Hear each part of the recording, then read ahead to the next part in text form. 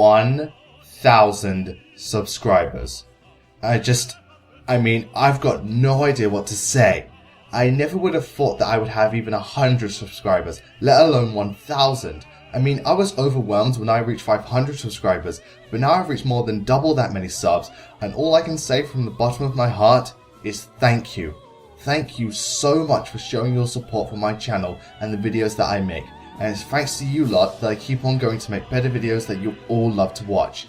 However, simply saying thank you isn't enough to show my gratitude, so the next best thing was to, what else? Make a Fire Emblem countdown. Now when it comes to the Fire Emblem series, the main areas that I've touched upon are the characters and their classes. However, there was one class in particular I've been avoiding up until now, but seeing as this is a 1000 subscriber special, I feel it's time I discuss the Lords in Fire Emblem. Lords in Fire Emblem are essentially the main characters of each respective game. They are the central focus of the story and are often the most complex and fleshed out characters in their respective games, not to mention being their own unique class and often the strongest characters in the games, plus they can wield some of the most powerful weapons in the Fire Emblem universe. Each Lord has massive amounts of character development and dialogue, and each one of them represents what a true leader or king/queen should be like, as well as their progression from often young naive nobles to leaders of entire nations and the bearers of hope and peace. Someone who is strong, wise, compassionate, kind, bold, fearless, honourable, etc. And today, this is what this list is all about, as I celebrate my 1000 subscriber special by counting down my top 10 Lords in the Fire Emblem series. Now funny enough, when deciding on what to do for this special, it boiled down to either best Lords or best Fire Emblem games.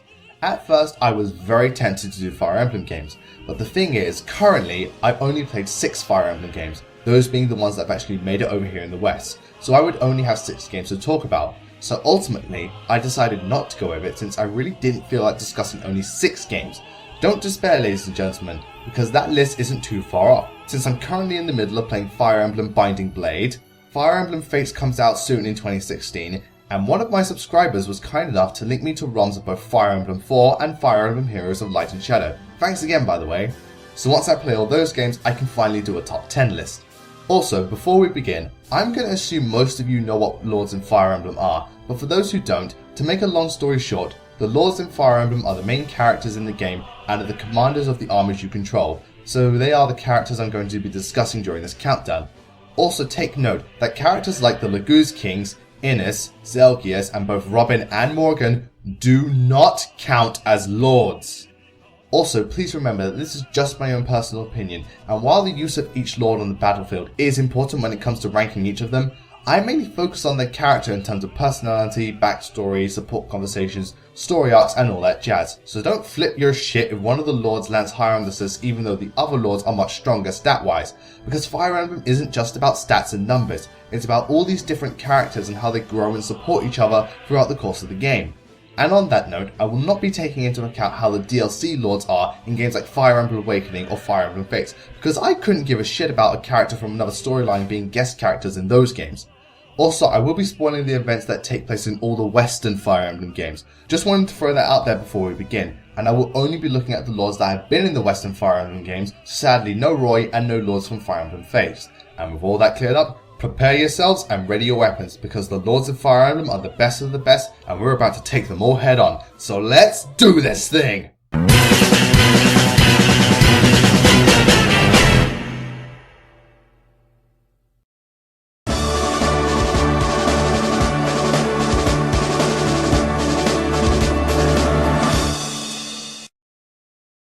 Because this countdown is limited to only 10 characters, not everyone is going to be able to make the cut. So sorry CHROM, but you're not going to be on this countdown. Maybe next time, buddy. I suppose I'll get my chance another day. No CHROM, you'll get it today.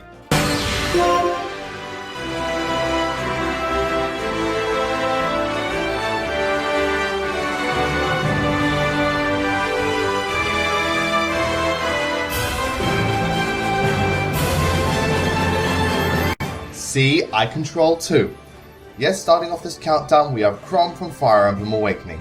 Now, being at the bottom of this list isn't any indication that I don't like him. In fact, I really do like CHROM, and I think character-wise, he's a strong Lord. However, gameplay-wise, CHROM really isn't much to talk about, and the fact that he's mandatory for every chapter in the game, CHROM can be very underwhelming when compared to other lords, hell, other units. But gameplay isn't everything, so let's take a look at CHROM as a character first. CHROM is the Prince of Ylisse and the brother of both Emmeryn and Lisa. He is also the captain of the Shepherds, who are basically Ylisse's small but effective army. Despite being a prince, CHROM does not see himself as better than others, or too good for them, but rather he's very down to earth with people and treats everyone as equals. He doesn't care for being a noble, and rather just likes to be himself. CHROM is the type of person who once he sets his mind to something, will not be stopped or swayed even in hopeless situations or circumstances that put him at a major disadvantage, which shows his strengths as both a leader and a lord. CHROM is also a very trusting person, as evidenced by his support conversation and his relationship with Robin, since CHROM's support showed that he talks to people very naturally and sees them for who they are regardless of their background or social status. As such, a lot of CHROM's supports feel very natural and help to build him up as a very strong leader, as he sees and treats all of his fighters equally. A good example of this is his relationship with Sully, since Sully is very tomboyish and hates to think of herself as ladylike, and CHROM is perfectly cool with that, and the conversations they have very much feel like they used to have a proper bromance going on, and the way they act off each other feels incredibly natural and not forced at all, unlike a certain other support conversation. His relationship with Robin also shows CHROM to have a very trusting nature, since he has no problem helping Robin at the beginning of the game, and always trusts Robin's decisions no matter what the circumstances. CHROM also goes through a lot during Fire Emblem Awakening, since even though he has no intention of being a noble or ruling the kingdom, because of the events in the first half of the game, CHROM is forced into war with Pelagian, and he even witnesses the death of his sister, which is a severe blow to him and almost makes him give up completely. But thanks to the words of his comrades and a quick punch to the face courtesy of Sumia, CHROM finds new resolve in his allies and learns that a king's strength comes from his people, and as a king he must do everything for them. And even though CHROM never really wanted to be a king, he understands his responsibilities and takes up the mantle for the greater good. In the second half of the game, CHROM finds out that the warrior from the future was actually his daughter Lucina, and that she informs him that he will be killed by one of his closest friends. Despite this news, CHROM is not swayed by his duties or the events that are yet to come, since he feels that the ties with his friends are what shape his destiny, not some predetermined fate, and with Lucina back in his time, those ties are even stronger than ever. In fact, once CHROM finds out that Robin kills him in the future, CHROM still trusts Robin completely and never lets go of his faith that the bonds we share are stronger than any sort of fate or destiny. It's for these reasons that I really like CHROM as a character, since he feels very natural and more realistic than some of the other Fire Emblem lords, and I feel his faith and the bonds he shares with his friends shapes him into such a strong lord and leader. However, when you take into consideration CHROM's use on the battlefield, suddenly CHROM looks like he's better at inspiring his troops rather than fighting alongside them. Okay, before anyone starts to lose their shit, let me say that CHROM is still a good character and can potentially be one of the best units on your team. I mean, CHROM has overall solid stats aside from things like magic and resistance, and he's got some very good skills like Rightful King and Ether. By the way, I don't think Ike was too happy about you stealing that from him. Maybe that's why you never made it into Smash. Well, it serves you right, you thief. CHROM's weapon, the Falchion, also has unlimited weapon use, and even though the weapon itself isn't that great, it will never break, which makes CHROM one of the most reliable units in the game.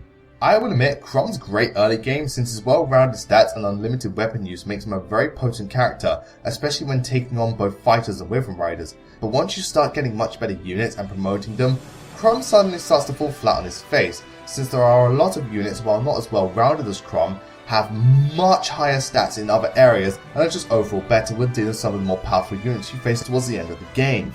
Not helping this is that because of CHROM's poor resistance, he really suffers when going up against any number of different mages.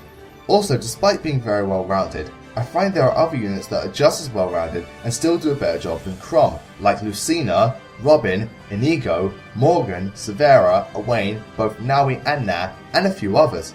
As such, CHROM really isn't that good late game, but because you're forced to use him, don't be surprised if CHROM does next to nothing for around 5 to 6 chapters. I mean, you don't have to use Lords in Fire Emblem, but they're the type of unit that's reserved for dealing with the strongest enemies and bosses, and when you can't even do that, you start to see why CHROM didn't make it into Smash Bros. I stated at the beginning of this list that character is the most important factor when ranking these lords, and I still stand by that.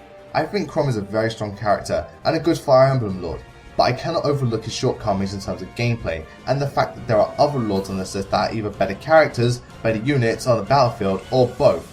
so sadly CHROM, you will only land at number 10 on this list. I still love you though, and I'm sure that one day when the planets align and the portals to the heavens have opened, you will be playable in Super Smash Bros. Alongside Ridley, of course.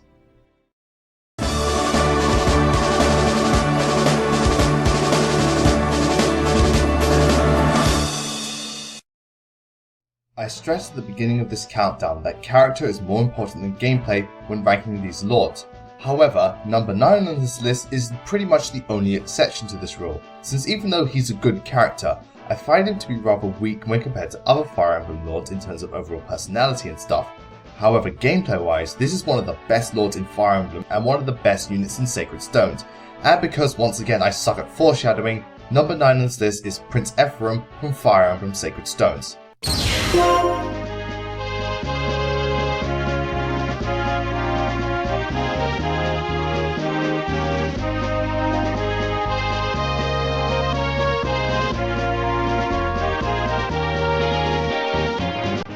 EPHRAIM was a funny one for me. Sacred Stones was my first Fire Emblem game, and for the longest time he was my favourite character, since I really didn't know how supports back then worked, and the only characters I cared about were Eirika, Seth, and Lion, and because EPHRAIM was such a badass on the battlefield, he was my favourite character by far. But as I got older and got to explore more characters as well as being more concerned with the character's personality compared to their stats, EPHRAIM slowly became less impressive in my eyes. I mean, don't get me wrong, I still like EPHRAIM and I think he's a good lord, but there are much better ones as we'll see later on. EPHRAIM is the Prince of Radiance and twin brother of Princess Eirika. EPHRAIM is very headstrong and determined, as he knows that he is one day to become King of Rene. As such, he is the type of person who is very protective of those close to him. This is evidenced by his relationship with Eirika, Lion, and Tana, since EPHRAIM always goes out of his way to protect Eirika whenever possible, since she rushed back to Rene when Grado invaded in order to ensure Eirika's safety, and even when separated, EPHRAIM was always thinking about Eirika and praying for her safety. His relationship with Lion shows EPHRAIM trying his hardest to stop Lion from becoming consumed by the Demon King and always having faith that Lion won't give in. And even when they fight each other, EPHRAIM would never purposely attack his best friend or do him harm. Finally, his support with Tana revolves around Tana wanting to get closer to EPHRAIM, but EPHRAIM seems to be giving her the cold shoulder. Eventually, Tana gets fed up with this and calls him out on not caring about her at all. But EPHRAIM disagrees and explains that he cares deeply about her and wants to get closer to her. But the battlefield is no place for this. If he stops to talk on the battlefield, EPHRAIM could not protect Tana, and thus feels his priorities should be protecting his fellow comrades and countrymen. EPHRAIM is also very courageous, as he never backs down from a fight unless he's forced to, and always pushes forward in order to protect those he cares about, and his kingdom. This is something I really like about EPHRAIM, since the events in Sacred Stones pretty much forced both EPHRAIM and Eirika to become Queen and King of Rene at such short notice. But even still from the start, EPHRAIM was the type of person that would make a fine king because of his resolve to protect those around him, and throughout the game you can see his kingship at various points, like his relationship with Marth, so I definitely like EPHRAIM and I think he's a good character. With that said however, EPHRAIM was also a bit of a stick in the mud. I mean, to be fair, this guy has lost his father and been separated from his sister during the Continental Size War, so it makes sense that he's not the happiest of people. But even still, EPHRAIM is just too serious to me. Even in some of his support conversations, he's a bit of a stick in the mud. Going back to support with Tana, until support level A, EPHRAIM never seems to be having any sort of fun or care much about the little things in life. As such, it's rather hard to relate to him as a character, since he's so focused on his duties and he doesn't have time for anything else. And trust me, Tana isn't exactly happy about this either. I still ship these two though. Now that we've got character analysis out of the way, let's look at EPHRAIM in terms of gameplay. Unlike the majority of lords in Fire Emblem, EPHRAIM is rather unique since his main weapon is a lance, essentially making him a Lord Halberdier. As such, EPHRAIM's stats are similar to that of a Halberdier's since he's got good strength, speed, skill, HP and luck. Combine that with the fact that EPHRAIM has some of the best growth rates in the game and that he has access to various different lance weapons and legendary ones, and EPHRAIM can pretty much steamroll Sacred Stones with a decent amount of effort. I mean, you don't even get to play as EPHRAIM until chapter 5.5, and even then he'll beat the ever-loving shit out of anyone.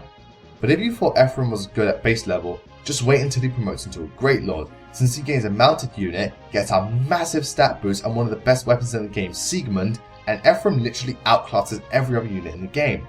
Despite being pretty much overpowered, EPHRAIM does have two shortcomings. For one thing, he's got rather poor defense and resistance. I mean, granted he tends to dodge most attacks thrown at him, but he's not invincible. Also, EPHRAIM suffers from very late game promotion, since both EPHRAIM and Eirika don't become Great Lords until chapter 16, and by then there's only around 9 chapters left in the game, so there will be some times where EPHRAIM just isn't strong enough to take out some of the stronger units, and he can't get any stronger. EPHRAIM may not be the strongest Lord in Fire Emblem in terms of overall character, but I still really like him and I feel he certainly lives up to the title of Fire Emblem Lord. He may not be the most interesting character, but he more than makes up for it for being one of the strongest Fire Emblem Lords and overall best units in Sacred Stones, and thus he lands at the number 9 spot of my best Fire Emblem Lords.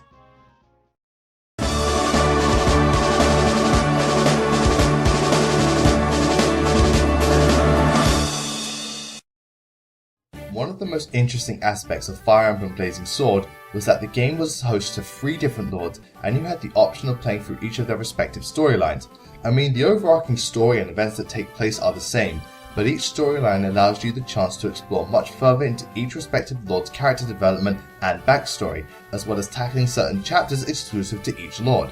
As such, number 8 on this list belongs to the lord I find to be the weakest of the 3 in terms of character, but easily the strongest in terms of gameplay by far. In fact, this guy might just be the strongest lord in Fire Emblem history.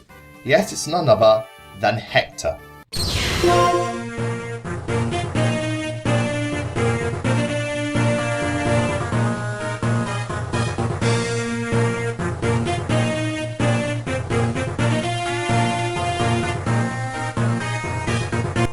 Putting Hector at number 8 on this list was not easy, trust me. I mean, I really liked Hector for his character, and I think he develops really well throughout the course of Blazing Sword. However, I found ELIWOOD and Lyn to overall be more interesting, and I ended up liking them more overall. Not to put Hector down or anything, it was just a case of forcing to choose between the 3. I feel we should at least take a look at Hector first in order to see why he's not as strong as the other 2 lords, but good in his own right. Hector is a lord of the House of Ostia and good friends with ELIWOOD, with his brother Uther being the current Lord of Ostia. Unlike his best friend, Hector is incredibly arrogant and reckless. I mean, this guy really doesn't know how to properly word what he says, but rather speaks his mind and often comes across as being rather rude. I mean, most of the time he doesn't try to intentionally upset people, and in the end he does have a good heart though. His supports with Lyn is evidence of this, since he's quick to judge her as not being able to spar with him due to her fighting style and weapon. And after sparring together, he admits she's stronger than she looks, but even still, he does not hold back on how he feels, and this helps Lyn to realise her limits and what is needed to be done in order to become stronger. His arrogance doesn't help this either, since Hector often doesn't take the time to listen to people or hear what they have to say, especially if it's news that he doesn't want to hear, since he would often be ignorant of his brother's illness and even threaten Oswin since information was being withheld from him in order to spare him further pain. Despite all this though, Hector is a kind-hearted person and does all he can for those he cares about and believes in, and throughout the course of the game you see that Hector does become calmer and more understanding towards others. Hector's main reason for being rather low on this list is that in spite of all the ups and downs I've mentioned, I find Hector to have rather weak support conversations. Now I'm not talking about the conversations he has outside of battle or in cutscenes, no, I mean the supports that take place during level segment, since often they're not the most interesting supports and are rather played up for more of a humorous angle rather than serious amounts of character development or backstory revealed about him. Well, that covers Hector's character, let's look at this guy's stats and overall use on the battlefield. From my experience, Hector is easily the strongest lord in Fire Emblem. I'm serious, Hector's raw power is just incredible, and this guy is also a fucking tank. Hector's best stats are obviously strength and defense, since even from the moment you get him, Hector has the power to completely one-shot certain units, and even if the enemy attacks him, his defenses were so high that he did pretty much next to nothing to him. Pair that with the fact that Hector is able to use legendary weapons, and you swear this guy's power level was... It's over 9,000! Huh, a Dragon Ball Z reference in Fire Emblem. Hector also has very good growth rates for HP. However, Hector lacks in speed, skill and resistance. As such, sword-wielding units can dodge him rather easily, and Hector doesn't tend to land double hits a lot of the time. But when Hector becomes a great lord, holy shit, this motherfucker becomes almost godlike. I mean, his stats get a major boost and he gains the ability to use swords, which helps to make up for his low skill against units like assassins or swordmasters. I mean, Fire Emblem focuses on you fighting strategically and using the right units for the right situations, but in the case of Hector, it was simply a matter of pointing him in the right direction and then everyone just fucking died. It didn't matter if it was a standard unit, advanced unit, mounted unit, ranged unit, boss or anything like that. Hector pretty much fucked up everyone. If I was just looking at the lords in terms of gameplay and the use on the battlefield, then Hector would be a prime candidate for the number 1 spot. However, that's not the case, and since Hector is not as strong as both ELIWOOD and Lyn concerning overall character, he's unfortunately going to have to settle for number 8 on this list. You still kick ass in my eyes, Hector, and you'll always be the monster of my team every time I play Blazing Sword.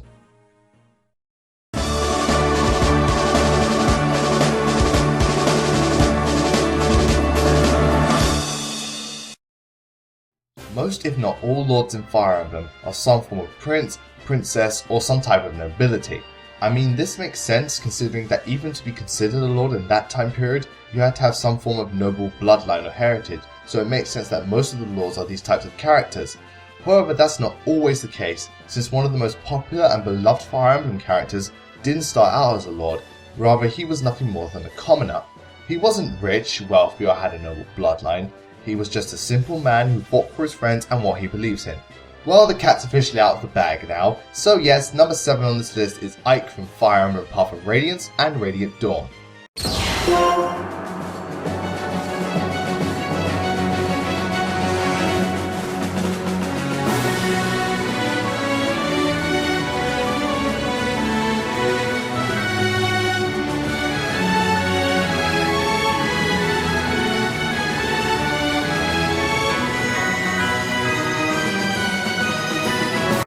This is probably going to be the entry that raises the most amount of eyebrows, since Ike is a fan favourite Fire Emblem character and for a very good reason. I mean, this guy had 2 games to flesh out his character and story arc, as well as being pretty much the best unit in both games respectively. Not to mention, Ike was unique among Fire Emblem lords for not starting out as a noble and was a much more relatable character. So why is he only at number 7? Well, let's explore that, shall we? Ike first appears in Fire Emblem Path of Radiance as Mist's older brother and the son of the mercenary Captain Grail, head of the Grail mercenaries. At the beginning of the game, Ike is the newest member of the team and is often mocked by the veterans like Void and Shinon, but still pushes on regardless and shows himself to be a very competent fighter. Chapter 4 is where things start to get interesting, as the Grail mercenaries run into and end up rescuing Princess ELINCIA from Daemon's soldiers. She then hires him as her escort into Gallia. Once they get into Gallia, shit starts to go down, as suddenly Grail wanders off and Ike chases after him, only to discover that Grail is engaged with the most badass motherfucker in the Fire Emblem series, the Black Knight, and despite Grail's strength and experience, he ends up dying at the hands of the Black Knight. Thanks to this event, Ike is now the leader of the Grail mercenaries and he seeks revenge on the Black Knight. As such, both him and ELINCIA agree that Daein must be stopped, and the rest of the Path of Radiance follows Ike's journey to become a stronger leader and help ELINCIA defeat Daein. In fact, she dubs him a lord towards the end of the game, but Ike's main goal is to keep training himself to one day take revenge on the Black Knight. In Radiant Dawn, which takes place 3 years later, Ike and the Grail mercenaries appear to rescue Lucina during the Crimea Civil War, and afterwards join Ranulf in the war against Benion.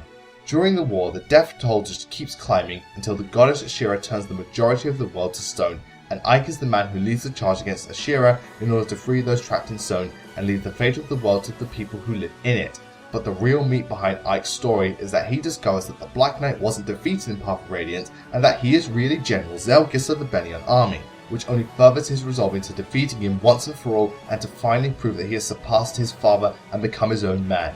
Being the son of Grail, Ike is a very brave person, never backing down from a fight and always going out of his way to do what he feels is right. In this case, he fights for his friends. One of the best things about Ike's character is that because of his upbringing, he has no bias towards other people and other species, since he doesn't have any hatred for the Goose species or the different nations over Tellius, and instead he accepts people for who they are rather than what they are, and because of this he's a much more relatable character, and his relationship with his teammates are much more personal compared to most Fire Emblem lords. This is best evidenced in his support with Soren, where Soren reveals that he is branded, and it doesn't faze Ike in the slightest, since what matters to him is who Soren is, not what he is. I bet some of you are still wondering why Ike is only at number 7. Well, in this case, it's his portrayal in Radiant Dawn. Not to say I don't like Ike in Radiant Dawn, no, I do. I think the game does a great job at showing his growth as a leader. The problem is that Ike suffers from what many call perfect character syndrome. You all know what I'm talking about. There's that one character who seems to be perfect at everything and is the be-all end-all answer to everything. Examples of this are things like Superman from, well, Superman, Suzaku from Code Geass, Legolas from Lord of the Rings, and though I don't agree with this, Mikasa from Attack on Titan. In Radiant Dawn, Ike is pretty much perfect since he seems to be the one who resolves everything and can seem to do no wrong. I mean, I get that Ike's meant to be a more mature and sensible leader in Radiant Dawn, but this whole Ike is perfect in every way thing kind of bugs me.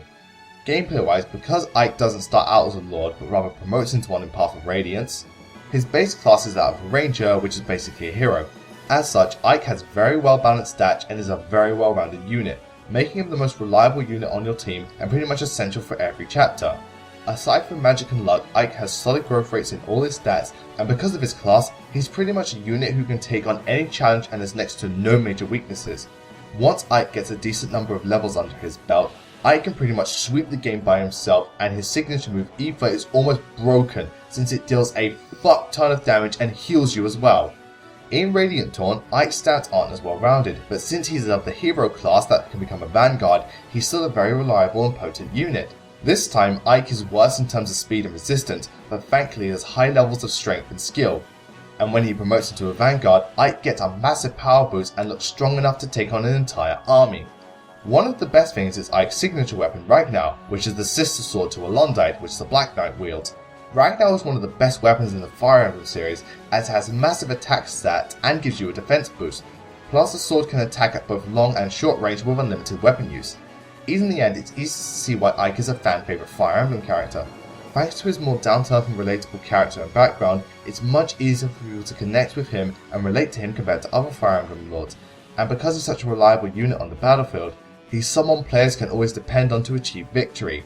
Seriously, ask anyone you met, be they young or old, Bjork or Lagoose, of a hero named Ike, and you'll receive a warm smile and a tale or two of faith, courage, and honesty.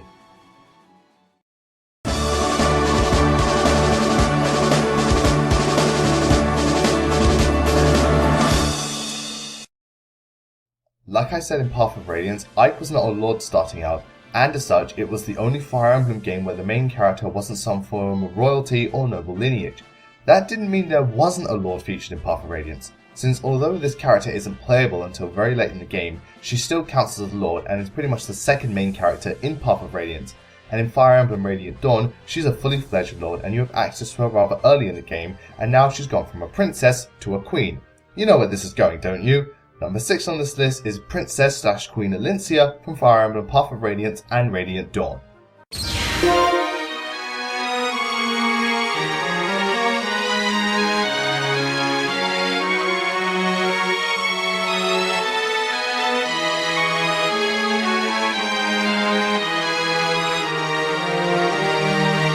Before anyone starts saying that ELINCIA does not count as a Fire Emblem Lord because she's not the main character and isn't a Lord class. People, next to Ike, she's the main character in both Path of Radiance and Radiant Dawn. She's a princess in Path of Radiance and a queen in Radiant Dawn. And yes, while you can't use her much in Path of Radiance, she still has access to legendary weapons, and in Radiant Dawn she does much more fighting and commands an army. Point being, she's a Lord, end of story. Truth be told, it's rather surprising that ELINCIA wasn't the main character in Path of Radiance, considering her story and character arc were rather similar to other Fire Emblem Lords of games past. ELINCIA first appears in Chapter 4 of Path of Radiance, where she is being hunted by the Daean army until she is rescued by Ike, who escorts her into Gallia. After the Black Knight kills Ike's dad and Ike becomes the leader of the Grail Mercenaries, ELINCIA and Ike join forces to free Crimea from Daean by seeking out the aid of Benyon so they can put a stop to this war, and ELINCIA can take her place as the rightful queen of Crimea. In Path of Radiance, ELINCIA comes off as someone who is very kind and caring, as well as being all around lovely and gentle, but she's also rather shy and sheltered since she was raised in secrecy most of her life and only had both Lucia and Jeffrey as her friends. With that said, ELINCIA really doesn't see herself as someone who's higher up or better off than anyone else. In fact, she often refers to people by their title, like saying, "My Lord Ike," showing that she respects those around her. Her arc in Path of Radiance helps ELINCIA to see the world for what it really is, and how she as the next ruler of Crimea must become stronger and understand this world in order to become a worthy ruler. Which is a lovely segue into her character in Radiant Dawn. ELINCIA is now Queen of Crimea, but things aren't exactly fine and dandy, since there's a civil war brewing amongst the people of Crimea, since though ELINCIA is trying her hardest to restore her country, the nobles don't see eye to eye, and thus stir up the uprising in order to remove her from the throne. Fucking morons. Radiant Dawn shows a significant amount of character growth for ELINCIA, since she's still the same kind-hearted person we knew in Path of Radiance, but she's got a lot of shit to deal with, while at the same time trying to keep the peace and make the citizens happy. Eventually, ELINCIA realizes that sometimes you can't make everyone happy, but rather you must do what's right for others rather than yourself, and this is shown in Part 2 of Radiant Dawn's endgame, where ELINCIA has the option to save Lucina by giving up the throne. But in the end, ELINCIA does not give in, since she understands that without her, Crimea would fall to ruin, and the people need her more than Lucina does, despite them both being sisters in essence. Just be glad Ike was around ELINCIA, otherwise Radiant Dawn would have probably been the saddest Fire Emblem game to date. Despite not being as fleshed out as Ike, I think ELINCIA is an overall better character thanks to her role in Radiant Dawn, since I like her a lot in Path of Radiance, and Radiant Dawn really shows how she has to adapt to this overbearing duty, as well as how it affects her and those closest to her. Not to mention it gives her the strength and resolve to refuse aiding Benyon in the Lagu's war, despite the events in Path of Radiance, and she even has the balls to tell Zelgus to go fuck himself when he asks for aid. Sheesh! First Soph insults the Black Knight, and then ELINCIA tells Zelgus to go fuck off. Man, you lose one fight, and suddenly you ain't worth shit. Gameplay wise, in Path of Radiance, ELINCIA joins really late into the game, and has very low strength and defense, so don't even try to get her to fight on the front lines, despite her growth rates. With that said, ELINCIA is one of the best medics in the game, since she already begins with A-level staffs and has very high magic stats. Pair that with the fact that she rides a Pegasus, and ELINCIA is pretty much the ultimate healing unit. In Radiant Dawn, I don't know what happened during the 3 years between each game, but holy crap did ELINCIA become a badass! Being a Lord version of a Pegasus Knight, ELINCIA has excellent speed, resistance, luck, and skill. Not to mention pretty decent strength in all honesty. Her defense still sucks though, so don't get too careless. Unlike last time, ELINCIA will be the strongest unit in Part 2 of Radiant Dawn, since her sword, Amity, allows her to deal quadruple attacks, and she has the skill Canto and Stun, making her amazing at hit and run tactics, and the best part is she's just as good as a healer as she was in Path of Radiance. In fact, one of the skills ELINCIA has that I would hate in any other situation is the skill Mercy, which prevents ELINCIA from killing any units. She only goes so far as to get them onto 1 HP. Normally I would hate this type of thing, but for ELINCIA it works because it's in line with her type of character. ELINCIA would never kill someone. Hell, it's hard enough picturing her hurting people in the first place because she's such a gentle and kind-hearted character, and this skill reflects that, since though she'll fight her enemies, she will never take someone's life, and this type of skill, while not having any gameplay benefits, suits ELINCIA perfectly. That doesn't stop me from removing it though. Princess ELINCIA may not have been the main character in the Tellius games, but she is a key part in both Path of Radiance and Radiant Dawn, and is one of the most lovable and downright beautiful characters in the Fire Emblem series. She may not be the best unit in the series, but she most certainly has her uses, and is an absolute monster in Radiant Dawn, and in my opinion, Princess ELINCIA is the 6th best lord in the Fire Emblem series.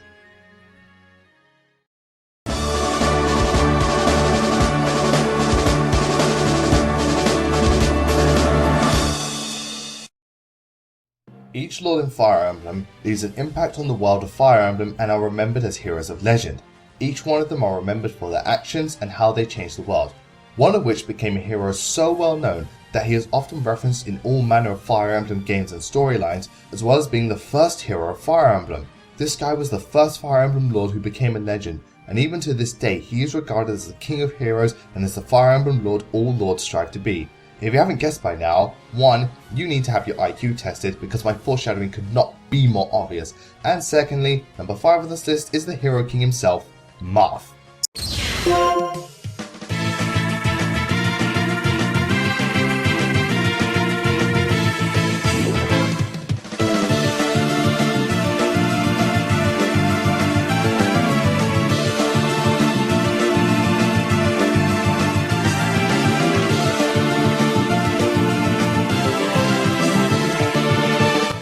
Marth being at number 5 on this list is a bit of a safety net for me, since I have yet to play Fire Emblem Heroes of Light and Shadow, so I haven't seen all that Marth has to offer, and because the only game I've played where Marth is the main protagonist is Fire Emblem Shadow Dragon, which isn't as in-depth or fleshed out in terms of, well, just about everything. With that said, I really like Marth, and despite only getting to the half of his true potential, I can understand why he's regarded as the Hero King. Marth is the main character in Fire Emblem Shadow Dragon, and is the Prince of Altea. At the beginning of Shadow Dragon, Marth's life was all fine and dandy, when suddenly the nation of Gra turned traitor and attacked. Why does that sound familiar? At this point, Marth was forced to flee the castle and leave his sister behind in order for him to one day return and reclaim his kingdom. This wasn't an easy task considering Marth's army was small and he himself wasn't ready for this sort of thing. Not helping the matter is that Marth later discovers that his father was also killed by Gra, and Marth had to live 2 years in exile before he could return. After 2 years, Marth began his long quest to set his country free, and during his journey he befriended the Princess of Arcana, Niana, who promised him the Fire Emblem as a result of his courage and resolve to save his kingdom. Marth is a very courageous and brave person, not just wanting to save his kingdom, but rather how he is able to deal with all the troubles he faces during Shadow Dragon, a lot of which are very personal ones. I mean, he is forced to abandon his sister for the first time in his life, he has to sacrifice one of his units so that he can escape, and he even has to deal with the death of both his parents and living in exile while his kingdom is torn to pieces. Any normal person would simply give up at this point, but Marth is not so easily beat, since he understands the importance he has for his kingdom, and that he is the one destined to set them free from evil. This isn't the life he would have wanted, but it's what's best for those around him.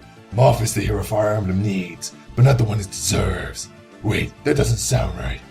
Anyway, Marth also understands that his personal feelings cannot get in the way of his duties, since there are many times when Marth cannot pursue his feelings because of how important he is, and must realize that his role as a king comes first more than anything else. This is evidenced by his relationship with Shida. Look, I know her name is actually Cedar, but Shadow Dragon calls her Shida, so I'm calling her Shida. Since even though these two characters care a lot about each other, and Shida definitely lets Marth know about this, he cannot pursue his love for her until the war is over, because his kingdom is what matters the most, and is the most important thing because he is a king. Marth also does grow a lot thanks to the events in Shadow Dragon, as at first he wants to take down Gra just for the sake of revenge, but after listening to his own soldiers and recruiting enemies, he understands that war isn't just a simple black and white picture, but rather it's a case of moral grey, since each soldier has a story to tell and a dream to fulfill, and Marth learns that he must save his nation rather than seek revenge on another. This is why I like Marth as a character so much, since he understands that his role as a king holds great importance, and even though he doesn't want to have these responsibilities, he is the best person suited to this role. Not to mention, he has the resolve and courage to push on despite pretty much any hardship or challenge he encounters. And all of this just from Shadow Dragon. I can't imagine what he's like in Heroes of Light and Shadow. Gameplay wise, Marth is obviously one of the best units on my team, since he is overall very well rounded and has fantastic luck, HP and speed, but his stats were rather odd when compared to most Fire Emblem lords in my playthrough. Now most lords in Fire Emblem tend to be well rounded, but they often have high attack, skill and speed. Marth had all of these qualities, but for some strange reason, he had really good defense when I played the game, which is odd considering he's only got a 20% defense growth rate, but somehow this guy became a fucking tank. Thanks to this, Marth was my number one unit in Shadow Dragon, since he could deal with pretty much any enemy and was more than capable of taking down even the toughest of bosses. The only thing that sucks is that Marth does not promote into a Great Lord, which limits how strong he can become. But even still, he was more than capable of taking down even the strongest of enemies in the game, and never once did this guy die on me. Every story has a beginning, and legends are tales of heroes who changed the world, and for the Fire Emblem series, Marth is a true hero of legend. Being the character all Fire Emblem lords aspire to be, and being the poster boy for the series, Marth has certainly earned his praise and title of the Hero King. The only reason he's not any higher on this list is because I haven't played Heroes of Light and Shadow, and thus haven't seen all that Marth has to offer. Still, I look forward to when that day comes so I can complete the legend and experience the full tale of Marth, the Hero King of Fire Emblem.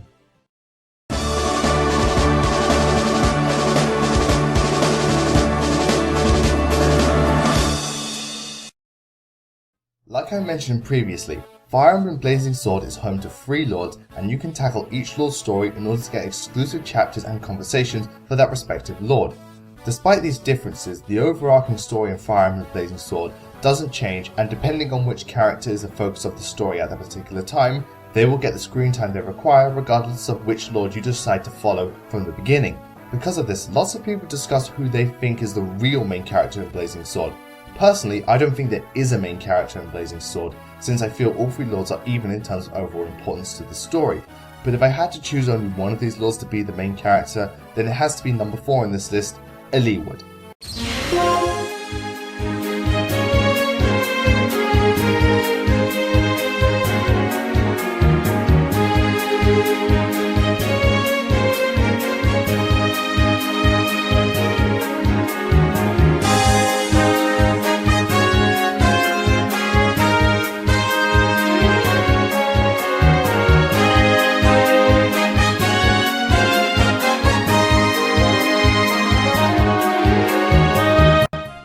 me, ELIWOOD very much feels like a Marth 2.0, since these two are rather similar in terms of personality and ideals, as well as their hardships they endure throughout their respective games, but also how they are similar stat-wise and their overall usefulness on the battlefield.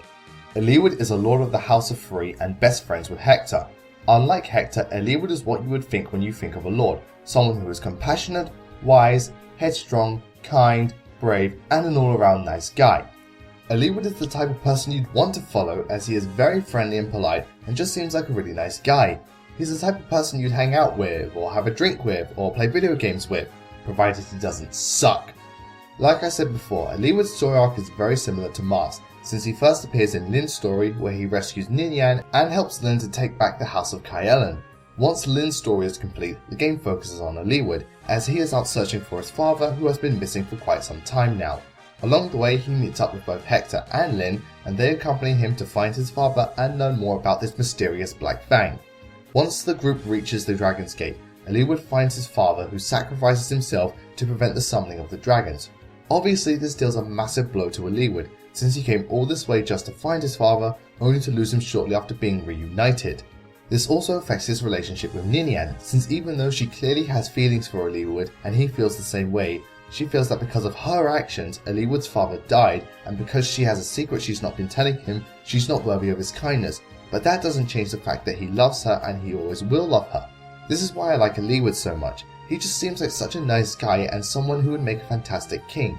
I mean, his relationship with Ninian is enough to show that he's compassionate about those he cares about and doesn't hold any form of grudges, and he accepts people for who they really are. Like in his support with Lin, where she tries to be more ladylike and act like a noble, but ELIWOOD tells her that's not who she is because of her Saeson blood, and that she should be happy with the type of person she is rather than trying to be someone she is not. It's actually quite surprising that ELIWOOD was able to remain sane throughout the game, since once he acquires the sword Durandal, he temporarily kills Ninian, and she made it all the way back to him because she loves him. Christ, I'm surprised this guy didn't need major therapy sessions after all this. Gameplay wise, ELIWOOD is very similar to Marth in the sense that he is a very well rounded and reliable unit. He may not be the strongest Fire Emblem Lord, but he can certainly get the job done.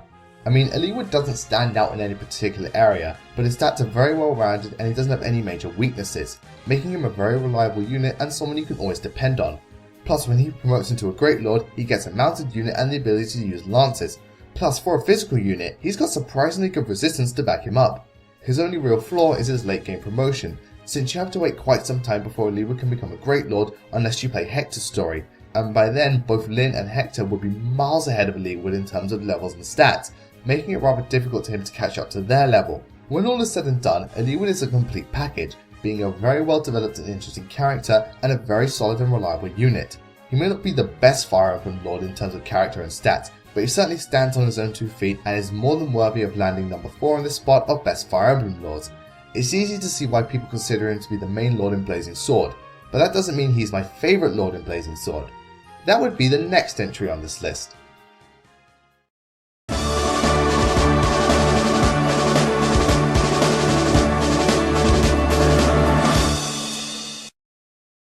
Yes, my favourite Lord in Blazing Sword is also my third favourite Lord in the Fire Emblem series. It's the one and only Lin.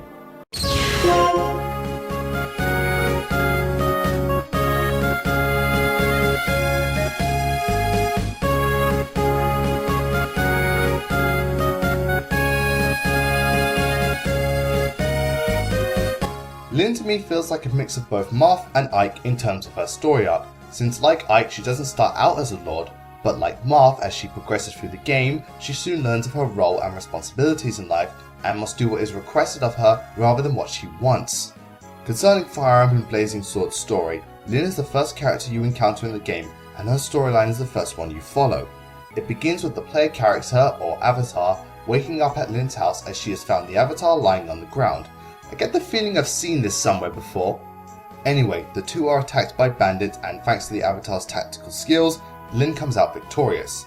She then explains that her clan was murdered by bandits and she is the last one alive, and so the tactician and Lin travel together in order to avenge her tribe. Along the way, Lin runs into Kent and Sain, who explain that she is the granddaughter of Lord Helson, the Marquis of Kyelen. After hearing this news, Lin now sets her sights on reuniting with her grandfather and having a family again. Along the way, Lin runs into many new characters like Will and Florina, the Dragon Twins Ninian and Nils, and even Lord ELIWOOD himself. Once the main story kicks in, Lyn is the last Lord to join the party as both ELIWOOD and Hector arrive to save Lyn from the forces attacking her castle and drive them off. Once the group get word of the Blackfying, they set off to uncover the truth behind these events. At this point, Lyn doesn't get much in the way of story arc, as most of it is reserved for ELIWOOD and Hector, but Lyn acts very much as the backbone of the group, as she is the one who helps both ELIWOOD and Hector out in their most troubled times, despite constantly bickering with Hector. And she's the one who often makes the best choices and deals with difficult situations in the best way. Because of her Saeson bloodline, Lyn is very humble, caring, kind, and honourable. She very rarely thinks ill of others and sees the best in people. Quite often Lyn is the one person who can lift the spirits of people and knows exactly what to say, almost like she's the mother of the group. With that said, Lyn does have her dark side, since because of what happened to her tribe, she hates pirates and bandits, not wanting to even associate with them and will kill them without thinking twice. These aspects of her personality are shown throughout various points in Blazing Sword, since her initial story arc was to simply take revenge on the bandits that killed her tribe, and even when the group need the help of pirates, she's incredibly reluctant to go along with the plan.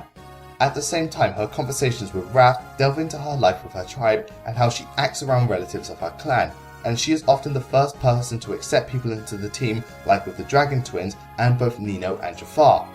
Thanks to this, Lyn feels very three-dimensional, as she has her own goals in life, but also understands the importance of her role as a lord. She's very kind towards others and compassionate, but she has her dark side and her own personal bias towards individuals. As such, Lyn isn't some perfect specimen or human form of the Holy Grail, but rather she's very human and a lot more realistic than most Fire Emblem lords, and even a lot of her personal issues and dilemmas are understandable and relatable, which is why I think out of the three lords, she is the strongest. Gameplay wise, Lyn is essentially a Myrmidon lord, as she wields swords and her best stats are speed, skill, and luck, making it so that Lyn will never miss, hit you twice, and crit you like no tomorrow. During Lyn's story, she has no equal, and is easily the best unit on your team, without question. Once she joins later again in the game, she's not as good thanks to her rather low strength and defense, but she can still be very useful against any unit that doesn't have a lance, and her level of evasiveness is just disgusting. Even though using Lyn can be rather difficult at this point, brave through it and train her up as much as you can, because once she gets promoted into a Great Lord, she will become an absolute monster. Naturally, Lyn gets a massive stat boost, but she also gets the ability to use bows, and she lands critical hits more than she does normal hits. Sure, she may not be as strong as ELIWOOD or Hector, but Lyn has more than enough speed and skill to make her a threat to any enemy, and she is the best of the three to take on bosses. Each of the lords in Blazing Sword are great characters and great units, but out of the three, Lyn is easily my favourite. She's a very well written three-dimensional character, a strong unit on the battlefield, and is much more down to earth and relatable than most other Fire Emblem lords. I guess you could say she feels the most human, and it's thanks to this that Lyn is my third favourite lord in the Fire Emblem series.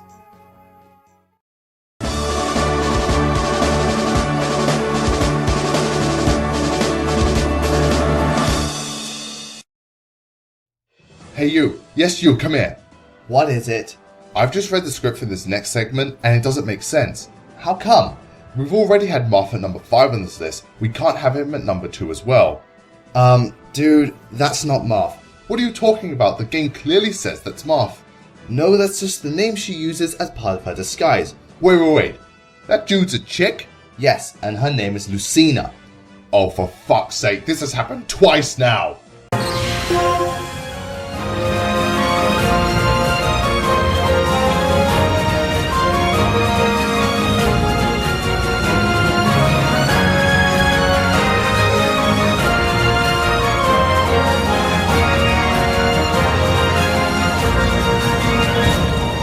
Man, I've got to stop making that mistake already.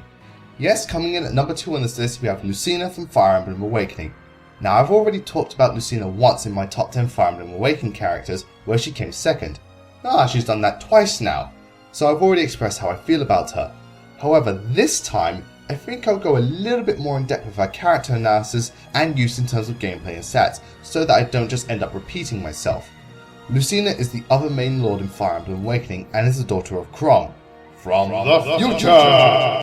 Well, you wouldn't know that at first, since even though she comes back through time, the first time we meet Lucina, she goes by the alias of Marth and everyone thinks her to be a man, I guess Lucina is quite the actress.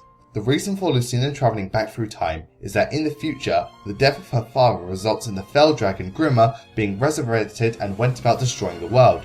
Lucina decided to go back through time in order to prevent this from happening, by not just preventing her father's death, but also intervening in key events leading up to Grimmer's rebirth, like the assassination attempt on Emmerich. Eventually, Lucina reveals herself to her father and explains the situation to him and what must be done in order to save both his world and prevent her future. Lucina certainly has a lot of weight to carry on her shoulders, considering she has grown up in a world of war and fear and was all alone most of her life. Because of this, Lucina is a very serious and stoic person and is incredibly strong-willed, as she always pushes forward in order to prevent the events of the future from taking place at any cost. And even when things don't go the way she'd hoped, she still keeps on going regardless and never gives up thanks to the love she has for her parents and never wanting to go through those horrors she's experienced again. This alone makes me respect Lucina a lot, but what makes her stand out is her support conversations, and it is here where we see Lucina's more childish side and what she's really like. Since in many of her support conversations, she gets to experience things that she couldn't in her time, and to her, it feels like she's a young and innocent child once again, almost like she's living the life she never had.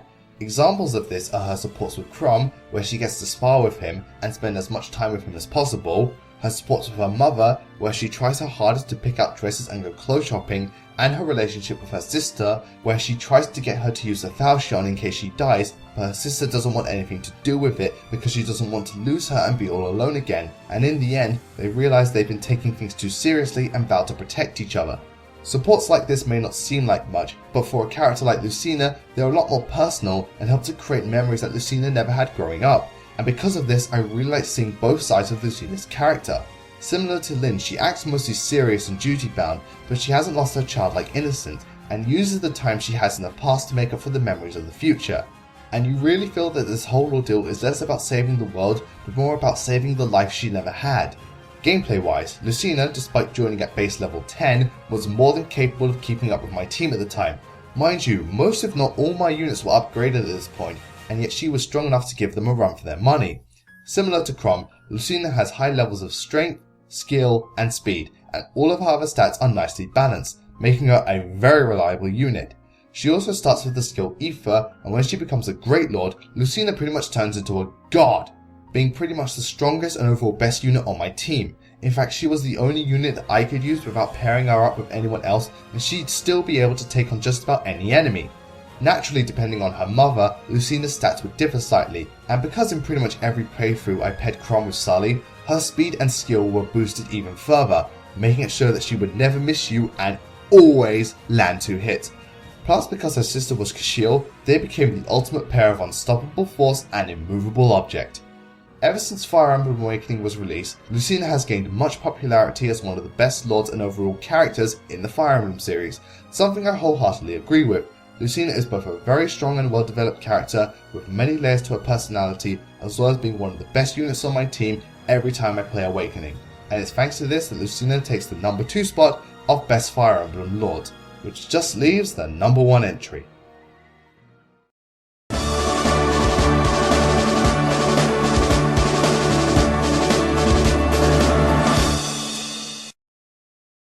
So we've reached the number 1 spot, and it's time for me to reveal who is my favourite Lord in the Fire Emblem series. And through the process of elimination, there are only 2 Lords that remain from the Western Fire Emblem games, those being Eirika from Fire Emblem Sacred Stones and Micaiah from Radiant Dawn. So who's it going to be? Do I go with Eirika, who is an incredibly well developed and lovable character, whose story arc and character development are done fantastically through the game, and her support conversations, is all around kind-hearted and lovely and is a solid unit on the battlefield? Or do I go with Micaiah and, well, let's be honest here people, no one likes Micaiah.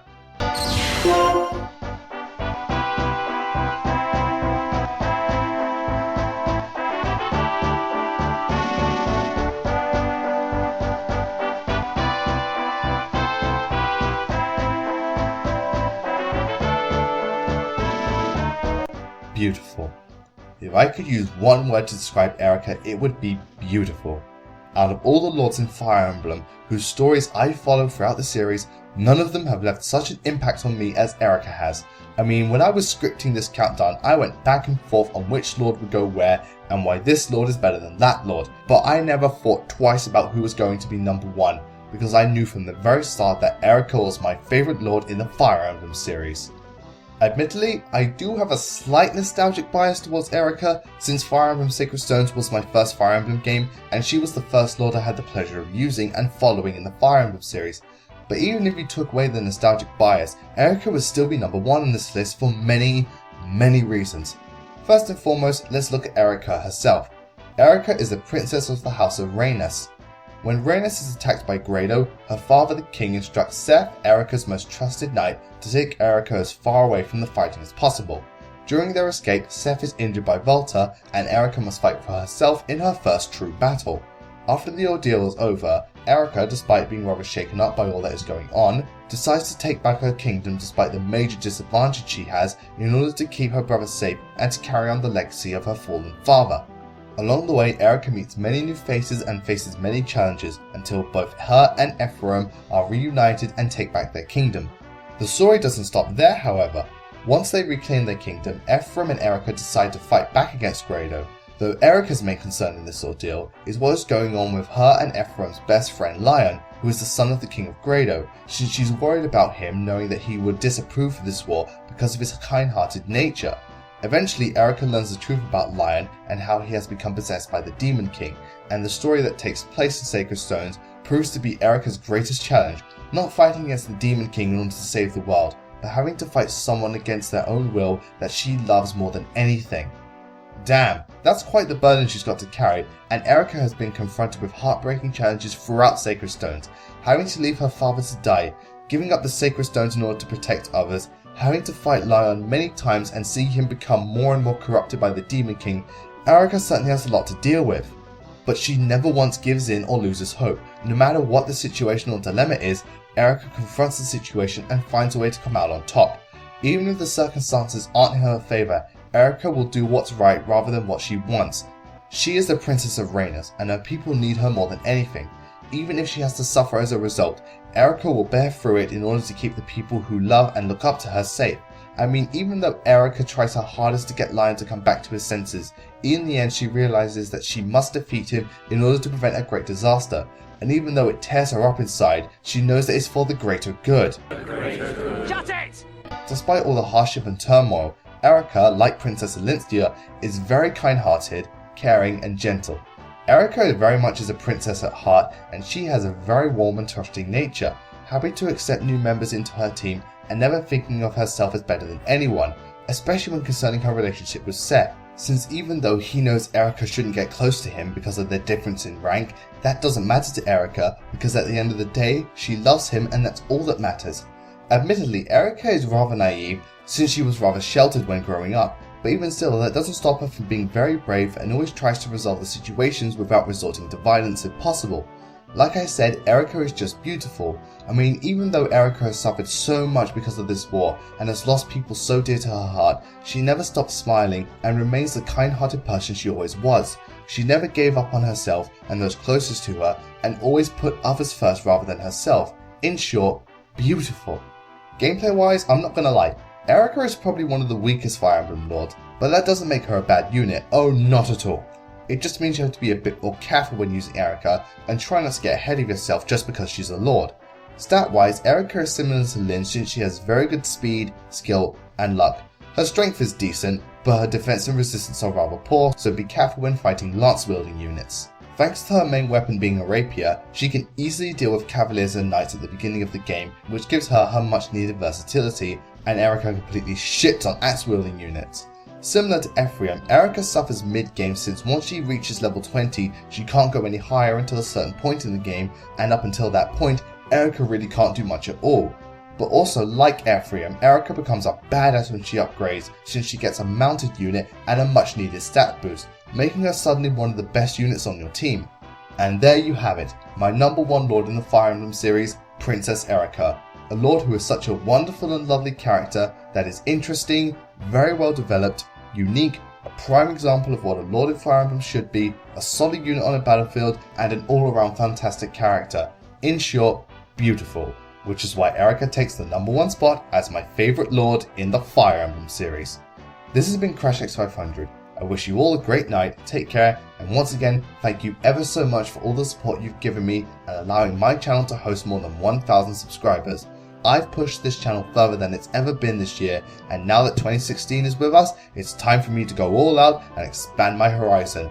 I've got big plans for the year ahead, and I hope you all look forward to it. And with that, here's to the future, because it is going to be awesome!